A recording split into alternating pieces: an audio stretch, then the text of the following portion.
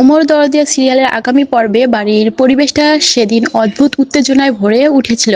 বাণী শান্তভাবে দাঁড়িয়েছিল, কিন্তু তার চোখে ছিল এক অজানা কষ্ট আর প্রশ্ন। অনিরুদ্ধ ধীরে ধীরে সামনে এসে বলে, বাণী, তোমার আসল পরিচয় আমি জেনে গেছি, তুমি এই বাড়িরই মেয়ে। সবাই অবাক হয়ে তাকিয়ে রইল। ঈশানী আর পিনাকি একে অপরের মুখের দিকে তাকালো। ঠিক তখনই ঈশানীর চোখে পড়ল বাণীর গলার সেই পুরনো লকেটটির দিকে। হাত কাঁপতে কাঁপতে তিনি এগিয়ে এসে লকেটটা খুলে দেখলেন ভেতরে ছিল একটি ছোট্ট ছবি, ঈশানীর নিজে। ঈশানীর চোখ ভিজে উঠল।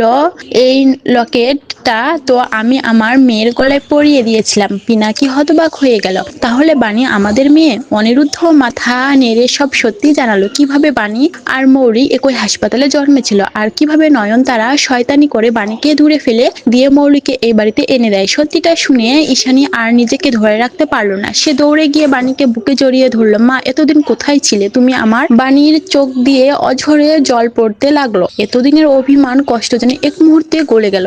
এদিকে মৌলি সব শুনে রেগে উঠলো। এবং মিথ্যে, আমি এই বাড়ির মেয়ে। পিনাকির মুখ শক্ত হয়ে গেল। না, মৌলির এতদিন যা হয়েছে তা অন্যায় ছিল, কিন্তু আজ সত্য সামনে এসেছে। মৌলি চিৎকার করতে লাগলো, কিন্তু পিনাকি আর এক মুহূর্ত দেরি করলো না। তুমি এই বাড়িতে আর থাকতে পারবে না। আমাদের সাথে প্রতারণা করার শাস্তি তোমাকে পেতেই হবে। সে মৌলিকে দরজা পর্যন্ত নিয়ে গিয়ে দৃঢ়ভাবে বাইরে বের করে দিল। দরজা বন্ধ হওয়ার শব্দে পুরো বাড়ি নিস্তব্ধ হয়ে গেল। তারপর পিনাকি ফিরে এসে বাণীর দিকে তাকালো। তার চোখেও জল। সে এগিয়ে এসে বাণীকে জড়িয়ে ধরল। আমাদের মেয়ে, এতদিন পরে তোমাকে ফিরে পেলাম। সেই মুহূর্তে বাণী বুঝলো তার জীবনের সব হারানো ভালোবাসা আজ ফিরে এসেছে। ভিডিওটা ভালো লাগলে অবশ্যই লাইক কমেন্ট করে আপনাদের মতামত জানান, আর সাবস্ক্রাইব করে পাশেই থাকুন।